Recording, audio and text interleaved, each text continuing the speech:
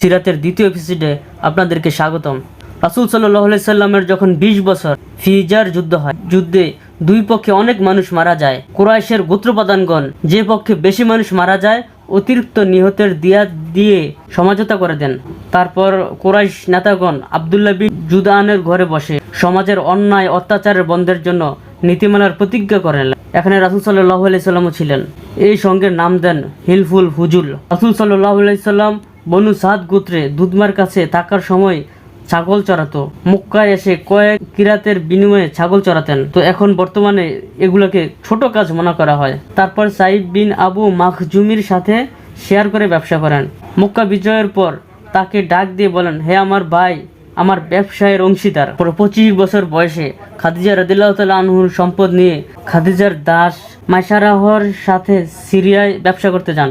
আমানতদারিতার সাথে অনেক লাভ করে সিরিয়ায় ফিরে আসলেন। দাসটা নবীজি সাল্লাল্লাহু আলাইহি সাল্লামের অনেক প্রশংসা করলেন খাদিজা রাদিয়াল্লাহু তাআলা আনহু এর কাছে। খাদিজা স্বামী হিসেবে পাওয়ার জন্য আকাঙ্ক্ষা করলেন। তারপর তার বান্ধবী নাফিসাকে বললেন নবীজি সাল্লাল্লাহু আলাইহি সাল্লামের সাথে কথা বলতে। নবীজির সাথে কথা বললে তিনি সম্মতি হয়ে চাচার সাথে কথা বললেন। চাচা আবু তালেব খাদিজা রাদিয়াল্লাহু তাআলা আনহু এর পিতৃব্যের সাথে প্রস্তাব দেন বিয়ের। সিরিয়া থেকে আসার 2 মাস পরেই তাদের বিয়ে হয়। মহারণা হিসাবে 20টি উট দেন রাসূল সাল্লাল্লাহু আলাইহি সাল্লাম। রাসূল সাল্লাল্লাহু আলাইহি সাল্লামের সন্তানদের ভেতর ইব্রাহিম ছাড়া সবাই ছিলেন মা খাদিজা রাদিয়াল্লাহু তাআলা আনহা এর ঘরের সন্তান।